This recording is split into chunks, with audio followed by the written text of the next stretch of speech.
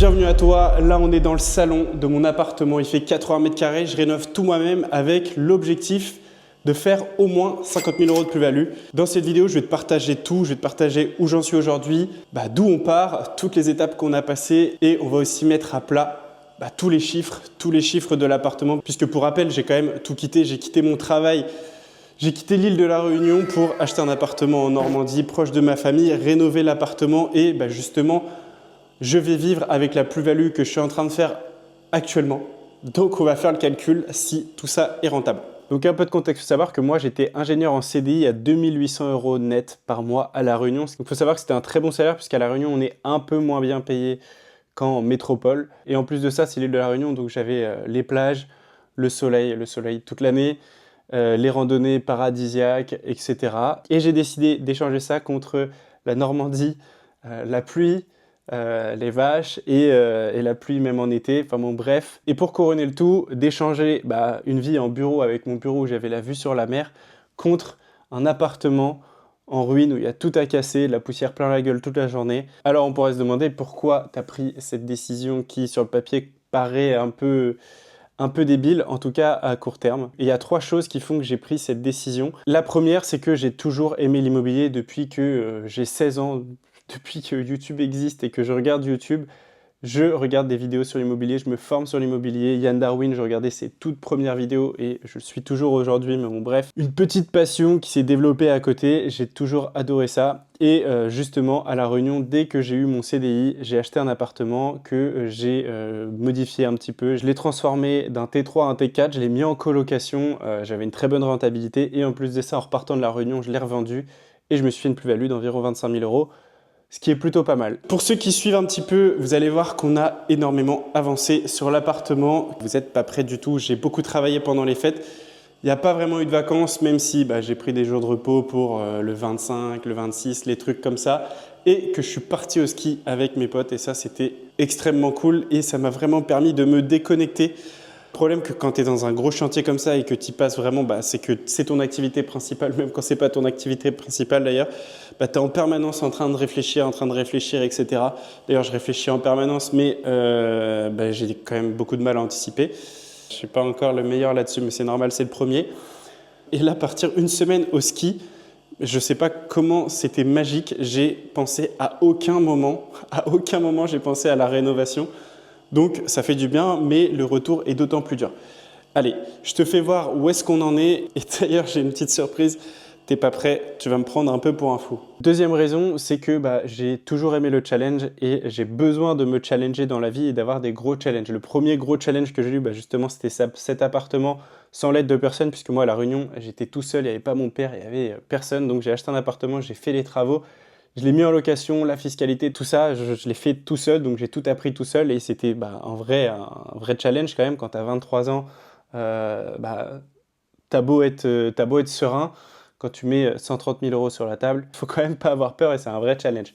Le deuxième challenge, après ça, ça a été de faire la Diagonale des Fous. Donc je ne sais pas si vous connaissez, mais c'est un ultra trail de 170 km, 10 000 de D+, 10 000 de D-. Donc en soi, ça, c'est un fait, mais c'est surtout 20 heures d'entraînement, énormément de footing, énormément de randonnée, environ 20 heures par semaine pendant quasiment 2 ans. Donc autant te dire que c'est un vrai engagement et ça te travaille ta discipline plus que ce que tu ne le crois. Voilà, c'est l'armée le truc. Et la troisième raison, on y vient, c'est mes projets à long terme.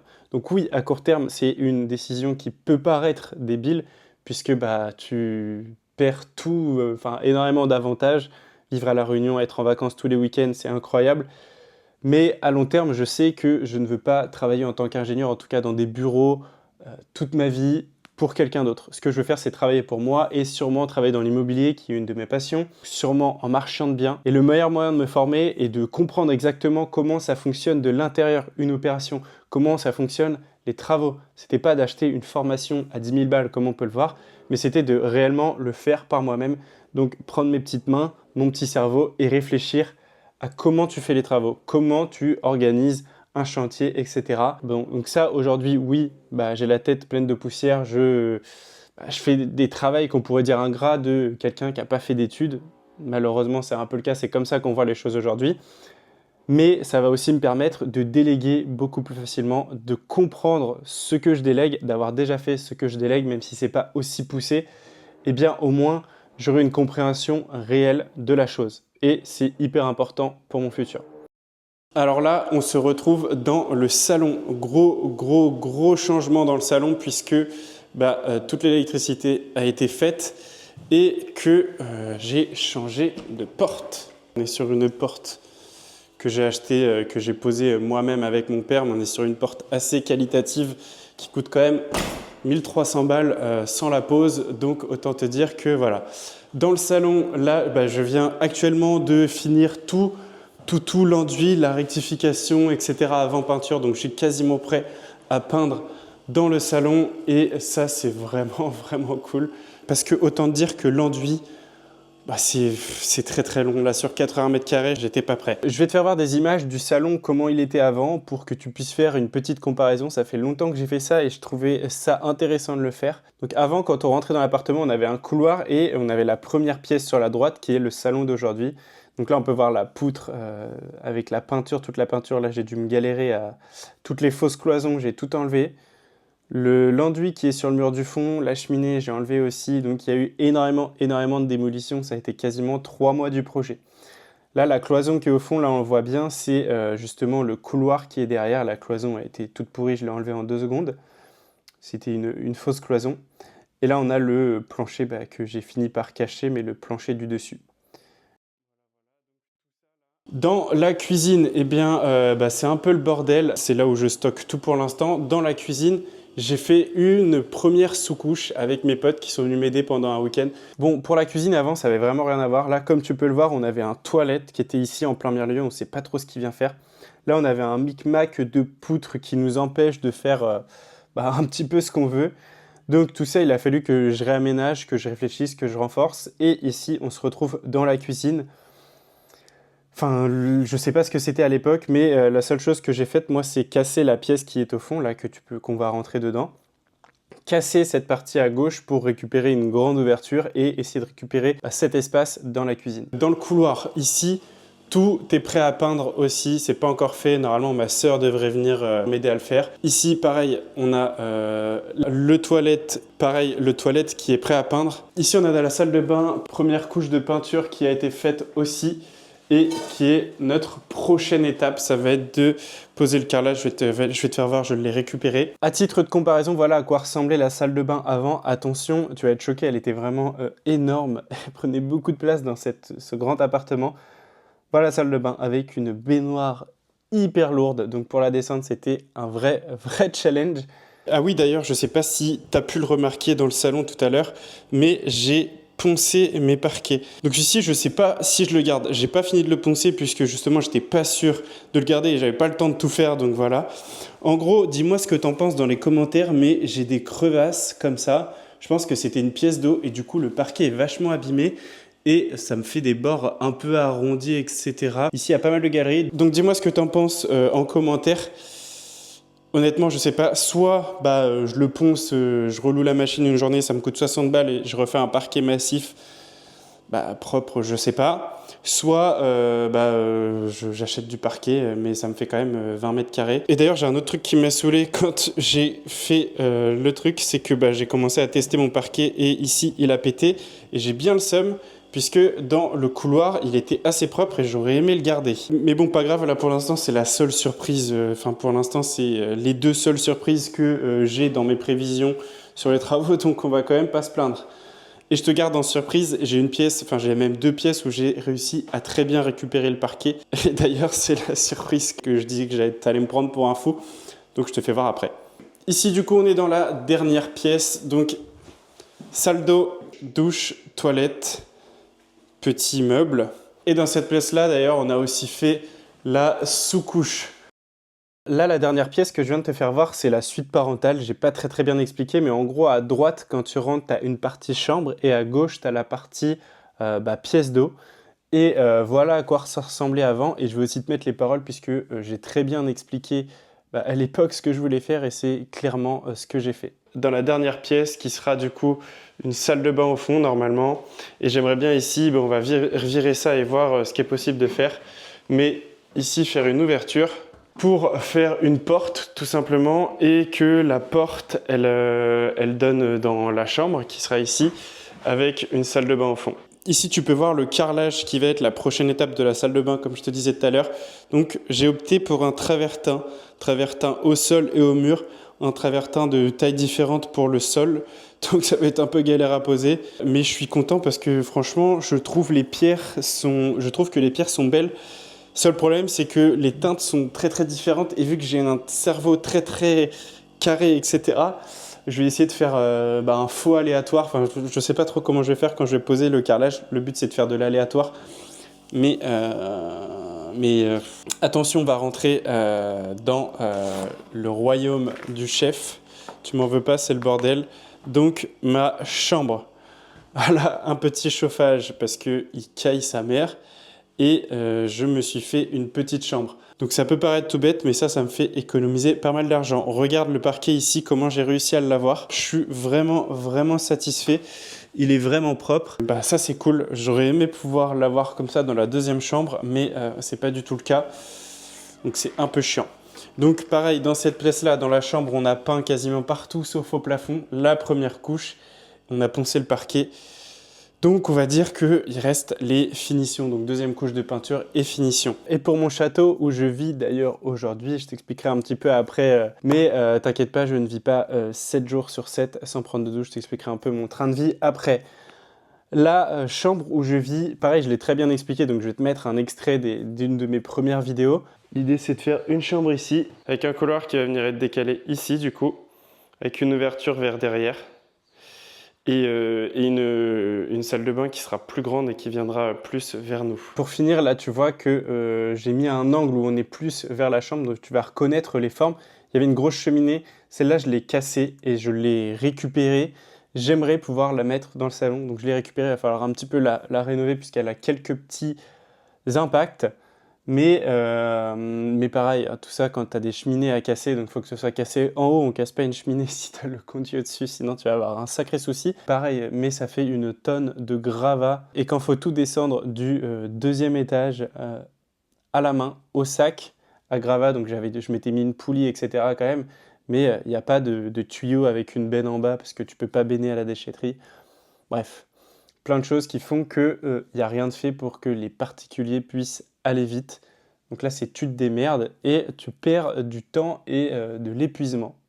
Parce que descendre les sacs à gravats un par un, les remplir avec la pelle, 3 mois, tu vois, pour virer toute la merde. Et pourtant, on se dit pas, il y a plein de merde. Et bah pourtant, j'ai quand même mis 3 mois à tout évacuer. Et c'est vrai que je t'avais pas fait voir, donc dans le salon, on a le parquet. Bon là, il a pris un peu la poussière depuis, mais je l'ai poncé et je trouve qu'il rend très bien. Il est un peu couleur rouge, je sais pas du tout ce que c'est. Je pense que c'est du pin ou peut-être de l'acacia qui donne cette couleur rouge, je sais pas, ça se trouve je dis une grosse connerie. Dites-moi en commentaire ce que vous pensez que c'est. Et bouge pas, de toute façon je vais te parler des chiffres. Combien je compte gagner avec cet appartement, où est-ce que j'en suis dans le budget travaux puisque ça commence à être chaud alors que on n'a encore fait aucune pièce, on a juste fait le gros œuvre. On va parler des deux choses que vous attendez, c'est les chiffres de l'appartement, quelle plus-value je vais faire, donc c'est une plus-value estimée, est-ce que cette plus-value va me rapporter plus que mon job d'ingénieur? Bien sûr c'est une plus-value estimée, c'est-à-dire que c'est des valeurs que m'ont donné les agents immobiliers, donc c'est ce qu'on va pouvoir estimer, ça va être à peu près cet ordre de grandeur là, mais c'est pas une plus-value réelle pour l'instant, c'est pas vraiment de l'argent que j'ai gagné, on verra quand je vendrai. Et la deuxième, c'est mon train de vie. Pourquoi je vis dans un appartement avec le minimum vivable comme ça pendant 4 jours par semaine? La seule raison, elle est, on va dire, économique et pratique. Quand même, il y a un peu de pratique. Première raison économique, au moins, j'ai pas besoin de me payer de loyer. Donc, c'est 500 balles d'économiser par mois.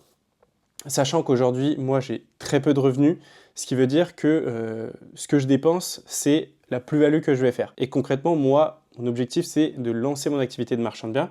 Et pour lancer son activité de marchand de biens, il n'y a pas 15 possibilités. C'est soit tu as déjà de l'argent, donc quelqu'un te donne de l'argent ou te prête de l'argent ou tu as toi-même de l'argent, tu lances ton activité de marchand de biens. Moi, ce n'est pas mon cas, je n'ai pas d'argent.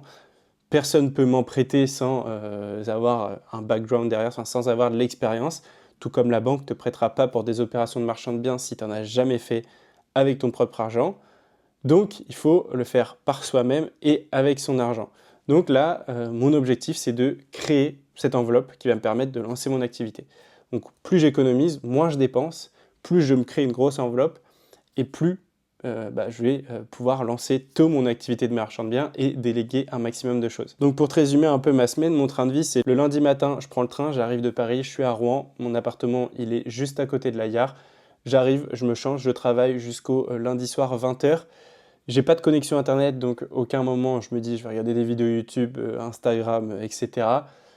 J'ai pas le choix, je suis focus, je fais que ça. Le lundi soir, je dors à l'appart. Le mardi, je me réveille tôt, je suis directement à l'appart, je me change, je mange un œuf, je travaille toute la journée. Le soir, je dors chez un pote qui habite à 25 minutes de route pour prendre une douche et être avec des copains, ça fait toujours plaisir. Et vivre dans un vrai appartement, dans une vraie maison. Mercredi, je travaille, mercredi soir, je vais chez mes parents, je vois ma famille. C'est aussi pour ça que je suis rentré de la Réunion, c'est voir ma famille plus souvent, voir mon petit frère, ma petite sœur quand ils sont là, ça fait grave plaisir.